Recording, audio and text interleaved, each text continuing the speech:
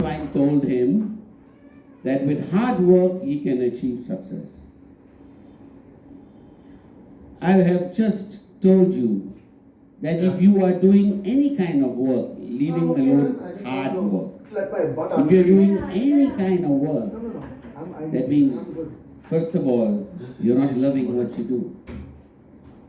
When you love what you do, it doesn't become work. A mother looking after her child, a mother carrying the child for 9 months, a mother slaving over a hot stove, a mother working and cleaning the house, a father going out to work and look after his family. That is not work. That is truly a privilege. So if you are doing something called work, it is already wrong. The mind has to change to recognize that you must love what you do. So where does hard work come into play? If at all, you must love hard. Because it is when you truly love what you do that you're willing to put up with pain and sacrifice. You're willing to suffer. You're willing to really go through grilling times and defeat and failure. But first, only first, you must learn to love. It's not just loving the planet, loving your family. You must love what you do every day. Then life changes. So you have to learn to love what you do, and hard work will be history. There is no such thing as hard work. There is only loving what you do and loving it hard. Does that answer your question, son? David, Dato Sri, this is a question from Ghana. What effective ways could you suggest to help me adopt, adjust, and accommodate, especially in this new challenging environment? The whole point of adopt, adjust, accommodate means you have to basically change according to the circumstances. You live in Ghana. That's halfway across the world from me. And you're going to know Ghana and the situation in Ghana far better than I do. But let me say this to you. The point of being adapting and adjusting and accommodating is simply that your mind is open to anything. You don't close your mind to anything. You leave your mind open to any possible way to get something done. So the first thing to do is stop following. The amazing thing that I saw once, there was this amazing picture that remains in my mind that taught me that we need to think independently first. No one can live your life for you. Now you may be in Ghana, but no one can live your life for you. Only you need to find your answers, your solutions, your way. So there's this picture that comes to my mind. I saw it, amazingly in a dentist's wall. While waiting for my dentist, I saw this amazing picture. And there were like 1,000 sheep. 1,000 sheep going through a gate. They were basically all queuing up to go through the gate. So there's this massive herd of sheep all coming together. And then 2 or 3 at a time, they were going through the gate to the other side. So they're leaving one pasture to another pasture. And you had all of these people lined up and going through, all of these sheep lined up and going through that gate very slowly. Now, what was amazing about that picture, that picture probably is very common in different parts of the world. It happens all over the place. Sheep moving from one field to another field. But what was amazing is that on either side of that gate, there was no fence. On either side of the gate, no fence. So the sheep could have actually gone across anywhere along the way. There was no fence to hold them back. But simply because they are used to following, they just followed the lead sheep. So when the leading sheep went through the gate, they all went through the gate. So the key to adapt, adjust, accommodate simply says, do it your way. There's a very great song, Frank Sinatra, I believe, which Chief Putman loves very much. My way. Well, people, the key to adapt, adjust, accommodate is to do it your way.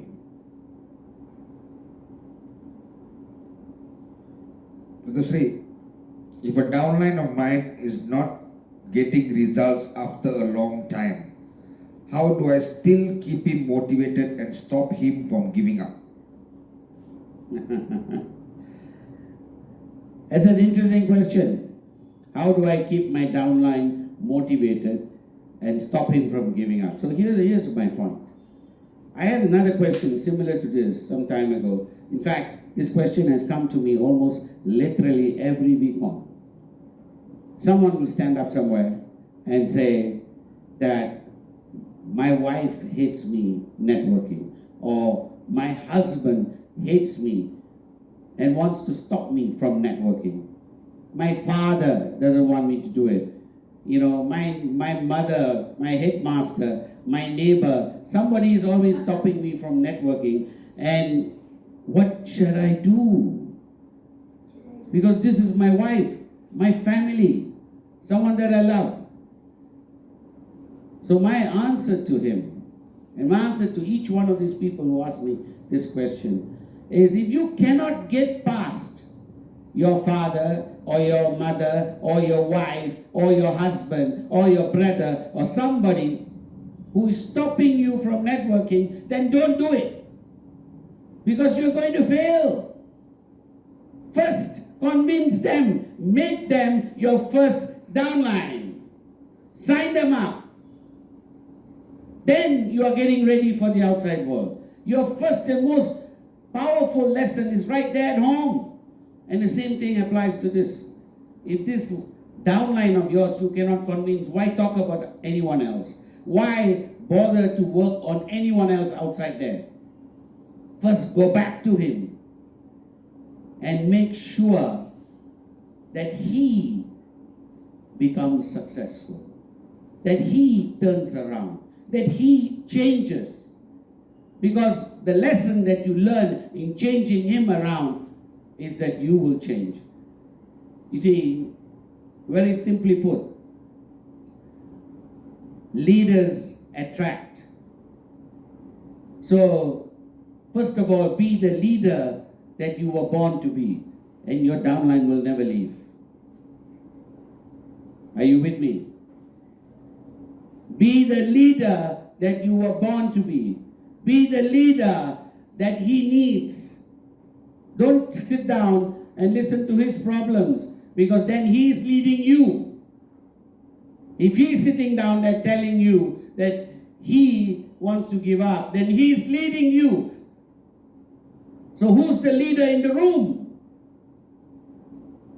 First, lead. First, win your family over. Win your downlines over. Win your battles at home. Win the problem that's right in front of you first. The world will come next.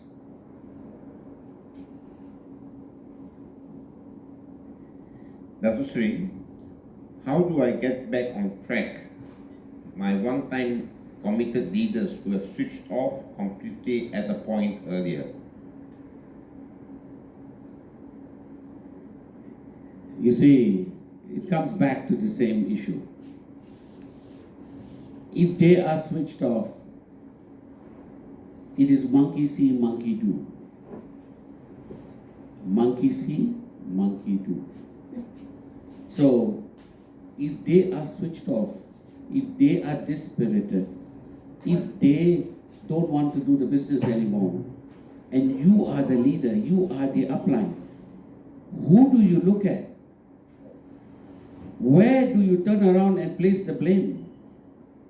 It is not about them, it is always about you. So, this is the position that I've always said. Never compare yourself to anyone outside. Never compare yourself to any other leader, even. But compare yourself to the person you were yesterday. You were able to sign them up at some point in your life. They did believe in you. That's why they signed. That's why they followed you. That's why they are there. But somewhere along the way, if the change was not happening with you, if that 1% improvement was not happening in you, then definitely they are going to run out of steam. The person you have to look at is you. The person that you have to challenge against is you. And you merely need that 1% improvement, and you will grow by leaps and bounds. But if you're the same person who signed them up, then sooner or later they get bored. Are you with me? So whether it is a downline or whether you are leading anybody anywhere, first of all, you need to change, and change constantly. You need to be ahead of the game. You need to be constantly looking to be better than you were yesterday. Then they will be constantly trying to catch up with you. But when they are ahead of you, when they are going ahead of you, then you have lost them. You change, and they will change.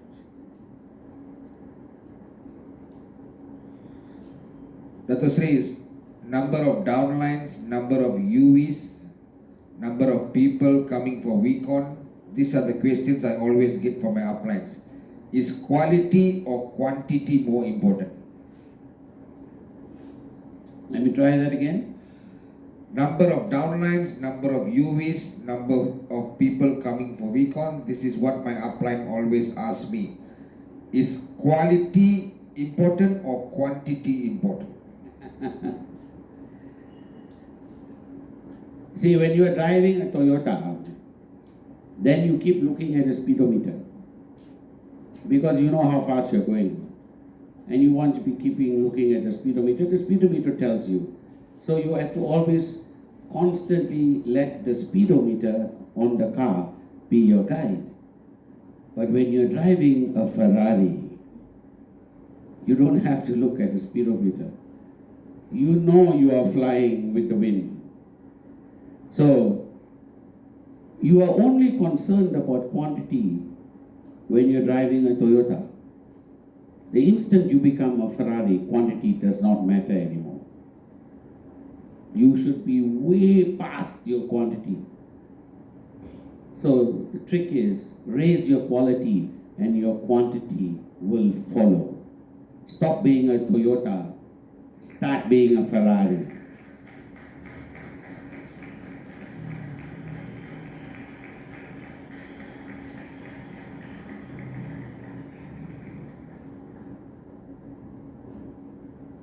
Dr. Sri,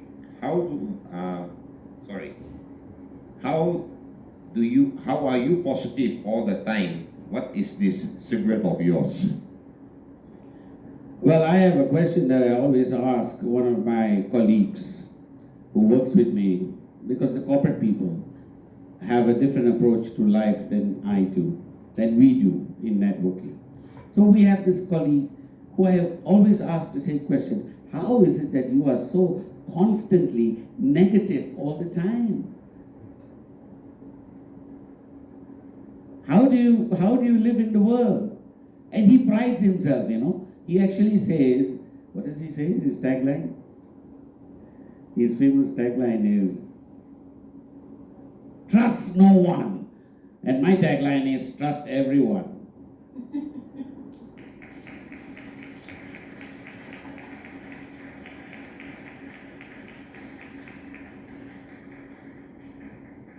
So when you love yourself, when you love what you do, when love drives you and you're surrounded with love, why would you not be positive? So the key, my friend, is to love As I said yesterday, and let me repeat this point to you one more time. Get up in the morning and feel blessed. Every morning as you open your eyes, feel blessed. Because you should be opening your eyes to your ceiling.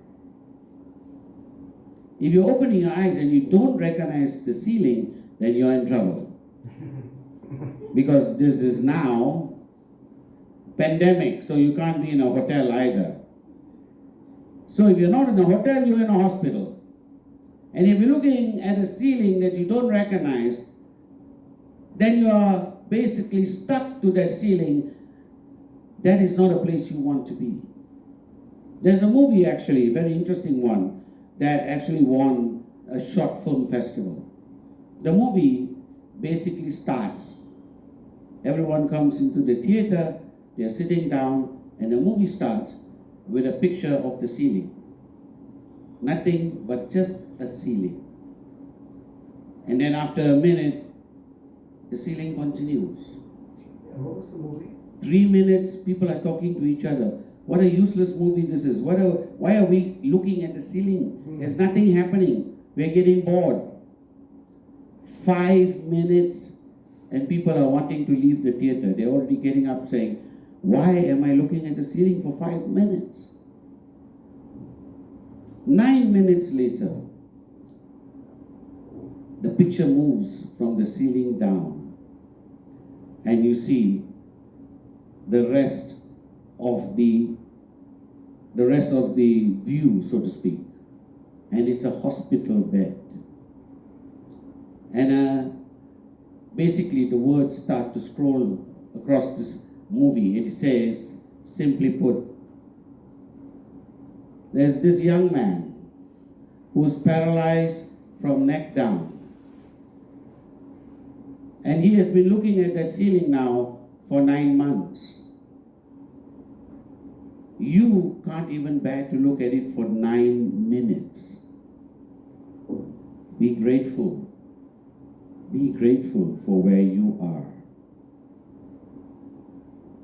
So, in a nutshell, to answer this question, when we get up every morning and we recognize your own ceiling, you are blessed already.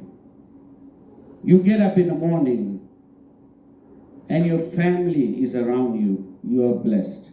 You have a roof on your head, your family is around you, and they are well, you are blessed.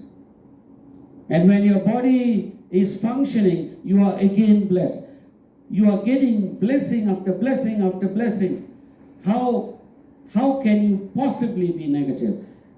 You can only be positive. And you can only charge on ahead. Getting up every morning with gratitude is the key.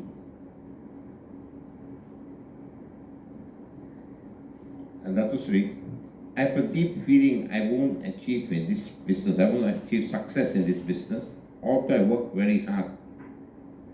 What is the problem in your opinion? He says, I won't achieve success in this business because I have worked very hard. Exactly right. You are working hard. So if you're working hard, you have already gone past loving what you do. It has become work for you. And if it's work for you, then like everyone else who's working hard across the world, the only thing awaiting you is misery. If you're working hard, you want to retire. Your goal in life is, I must retire. I'm waiting to retire. I cannot wait to retire. Everyone who works hard wants to retire. But if you love what you do, why would you retire?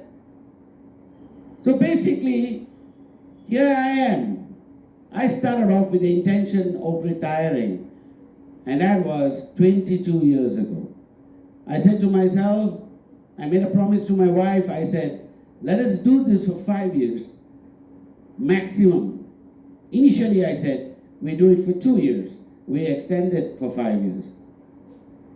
And then at some point, my wife turned around and asked me, she said, and this is like almost 10 years later. She said, "Don't you remember we said we would retire when we were 5 years old?" I looked at her and I said, "Retire? We're having too much fun. Why would you retire?" So the answer to that question is very simple. Love what you do. Love what you do every day. And you will never have to look back. And you never have to work hard.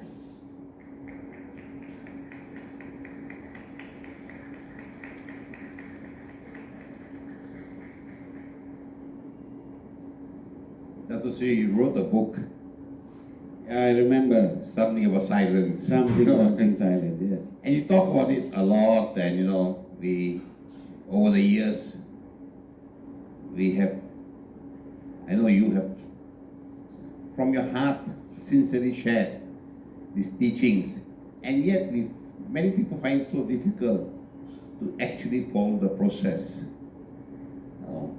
What's your advice? Are there any shortcuts? If you're looking for a shortcut, then again, that's a problem, isn't it? Basically put, right now, if you are truly enjoying what you do and love what you do, then you don't look for shortcuts, you look for the long cut. You want to do it for as long as you possibly can. I mean, right now, David, you are a classic example. Now, when I met you, you were in that state of mind where you were thinking retirement already. You're kind of thinking that, okay, I'm on my last stretch, But right now, you're saying, give me another 10 years, give me another 20 years, I'll do this. Don't you agree? Yes, sir. And why is that? What has changed? The only thing that has changed is simply this. You love what you do. Yes, Dr. Sri, exactly. So, in a nutshell, it is about changing this mindset. And what drives that love for what you do? Gratitude. I mean, in this pandemic outside, in the outside world,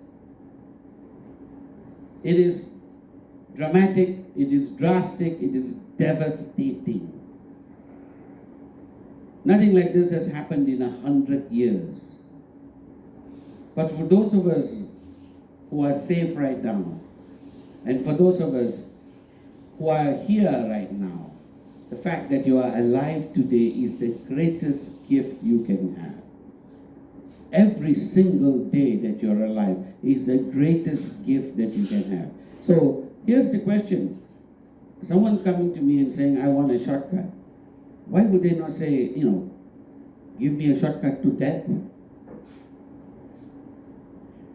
Give me a shortcut to death. Nobody wants a shortcut to death. No.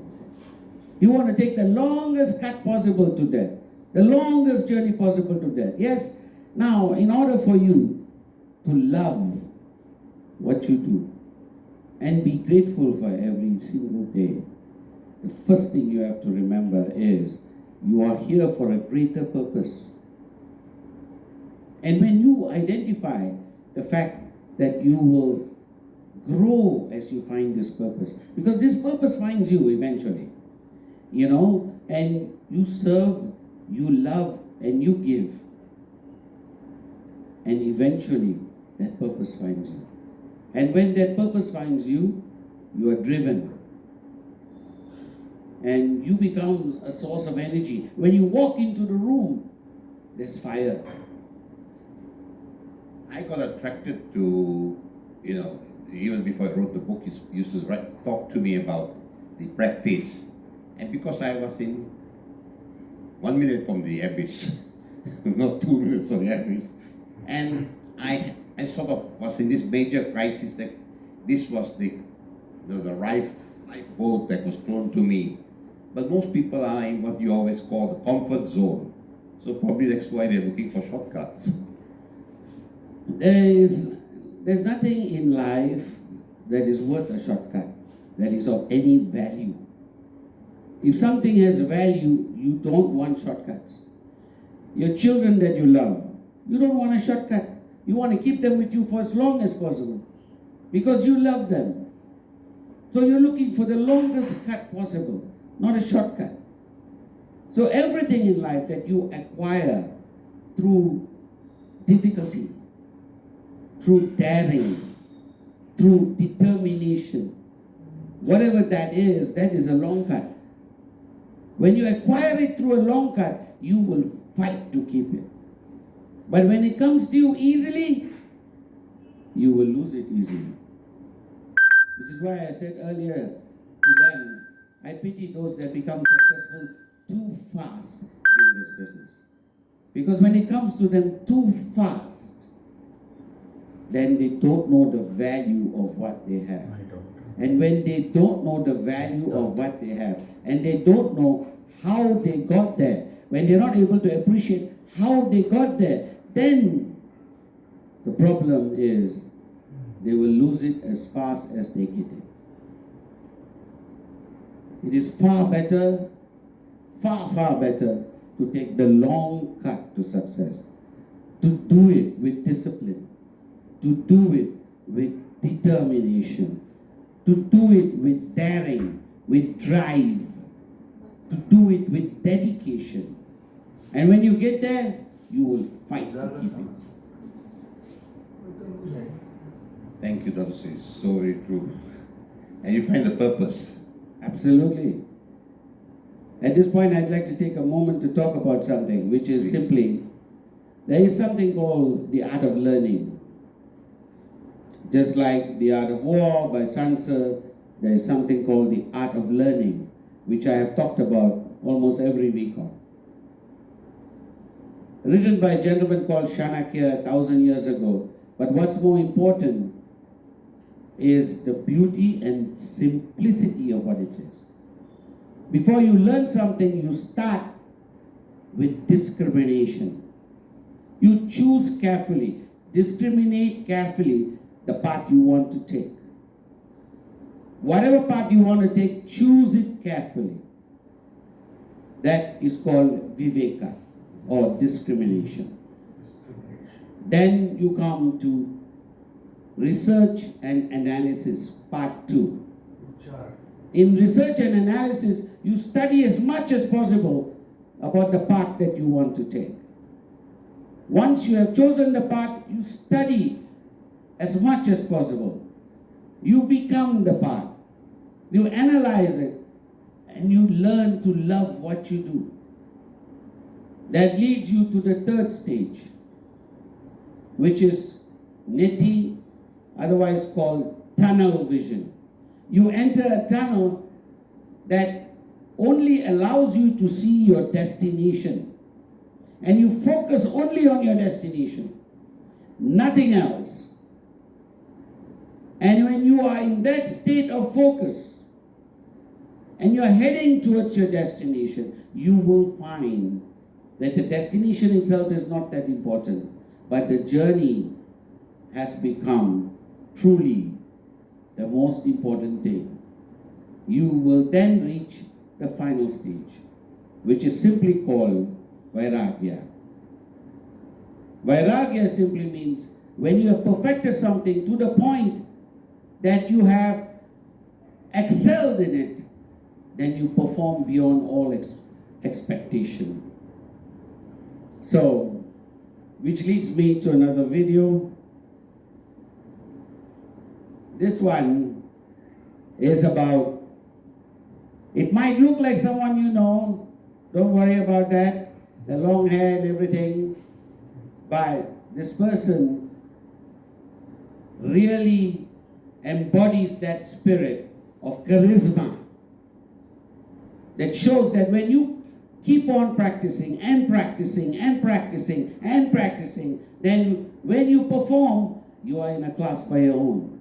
You simply excel. You control the stage. You actually shine. So that the actual performance, which in this case is a dance, is excelled by his interpretation, his energy, his fire, his passion. So I give you this amazing, amazing man who has practice the art of learning. So let's take a minute to appreciate this. Costume is ready.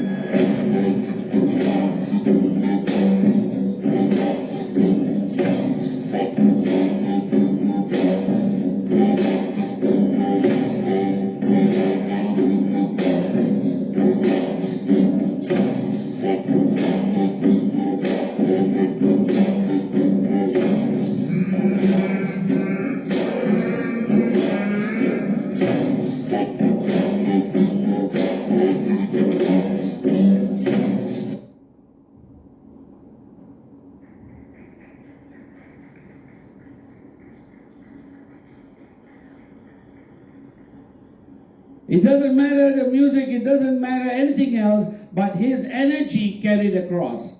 And that energy, that passion is what it's all about.